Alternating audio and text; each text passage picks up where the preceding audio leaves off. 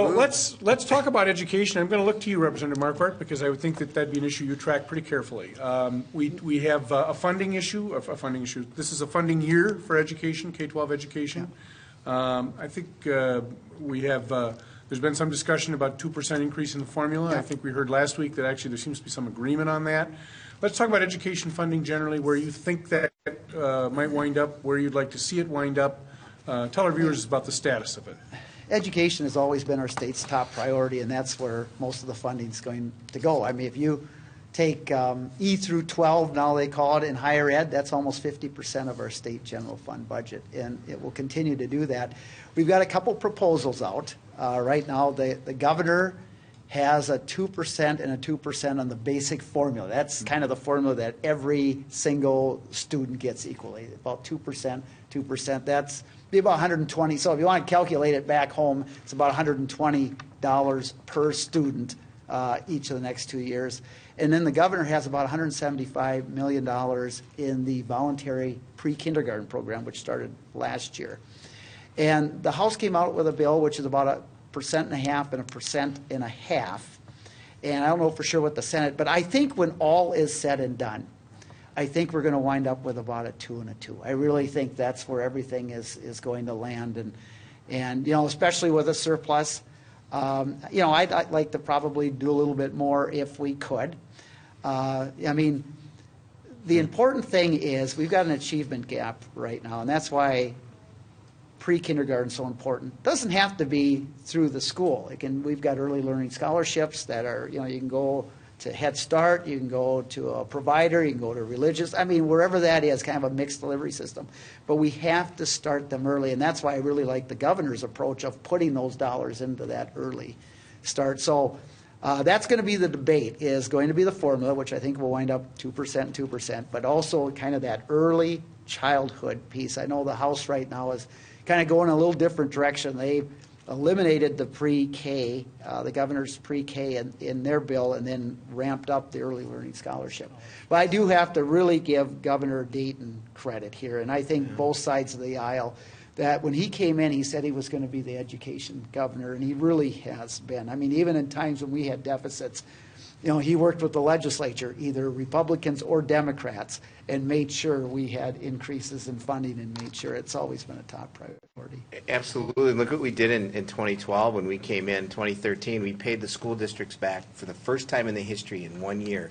You remember that $2.6 billion school shift that occurred where you told the districts borrow the money to keep your doors open. I was on the school board back then, and we had to borrow $86 million. You know, Anoka Hennepin had 42,000 students, and we're talking this a chunk of change here, and that the interest alone was like 10 school teachers. Yeah. Well, that's 10 teachers you've just taken out of the classroom, and it's been his priority, and it's good to see. I'm a little concerned with the House. I saw the House language; they were wanting to de-link, and again, this is worth the conversation. They want to de-link the early childhood family education piece of it, which you de-link it from the formula. You're basically getting rid of the early childhood family education model and saying, well, then that's back to the property tax payers, or I don't know how they're going to say, how you're going to figure it in, or they say, I don't know if they're saying it's part of the flexible scholarship programs, which we've known have been successful, but yet at the same time, we've had success in Minnesota because of the early childhood family ed program that has gotten national attention, international attention, and I'd hate to see that happen in the House. Are you on the education committee? Yes, Are you, yes, Paul? yes. So yes, no, that's correct. I would not like to see that. Now, there was also some money there in the governor's budget to increase some money for special education costs too, and we know the cost of special education. I would hope that 2% and 2% is good, and I've heard some House members and some Senate members say absolutely 2 and 2 is good. We can go. School districts can go home with 2 and 2 and say. I think that would be great if we ended up the absolutely. session with 2 and 2. Yeah. I think we'd Carrie. all be really thrilled. And then, I'd even go ditch mowing up in. when do you want to go? Go for traffic. Go for traffic. I would just No. I would just add one other thing on the education piece, and again, this maybe comes from more of the rural superintendents. One thing they really want us to get done is that ag credit on the school capital referendums, because they're having a difficult time in greater Minnesota passing bond issues to remodel or fix up their schools. In the current bill now in the tax committee in the House has a 50% state credit that the state would pay on the ag land assessed for school construction referendums. And that would be good to get that, help the farmers and help our schools if they need to. And that would be on all current and future referendums. So it would help all the way around with the property tax issue for farmers and also school construction situations around the state. And when you look at it, you're dead on that. That's why we had brought up the equalization formula, and also to say, there was school districts out in our greater areas of Minnesota that could never, ever pass a levy if you did it. And that was one of the real issues on doing that. Because it's not. When you look at Article 13 in our state Constitution that our judge here gets to remind us every day that you're about. I know nothing, I see nothing. Section 1 in that, it says, uniform and general education.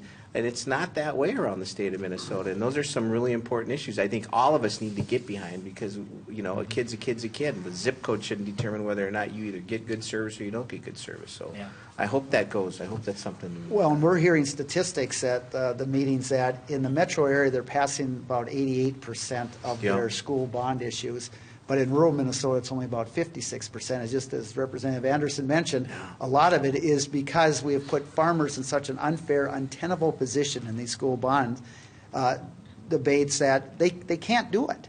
And you've got districts where the farmland will comprise 60, 70, 80, some districts 90% of the cost.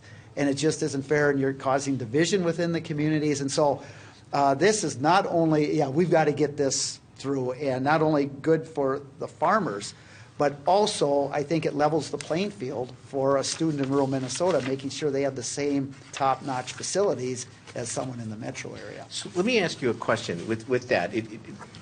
When years ago, when Jesse Ventura was governor, he started to get that shift going that said the state would take over more of the obligation for school financing versus the local. And we know local education agencies is where things should be locally when it comes to deciding how classes are taken care of. And that's what school board members, I'm an ex-school board member, that's what we like.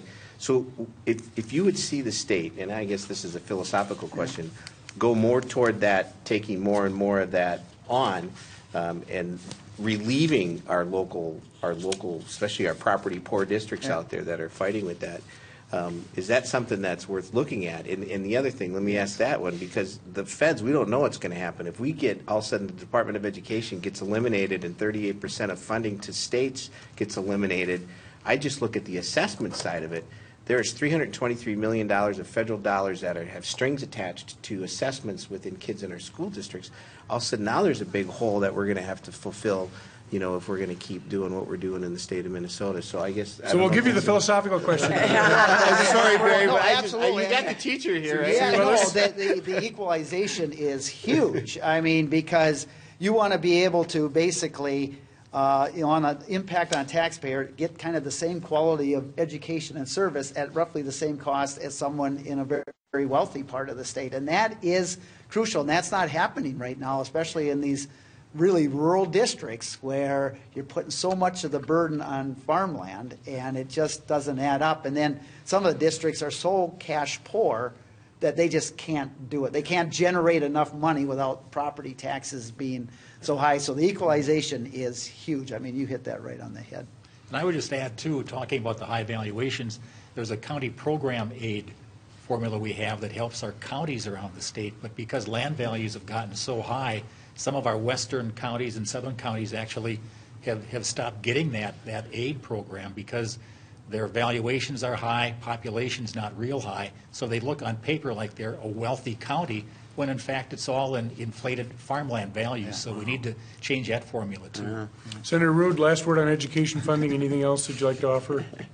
No, I just think that if we go home with the 2 and 2, it would be great. And I'd really like to see the flexible early childhood scholarships, because for greater Minnesota, that's really important. We have school districts that really have a kind of an eclectic group of providers that they use.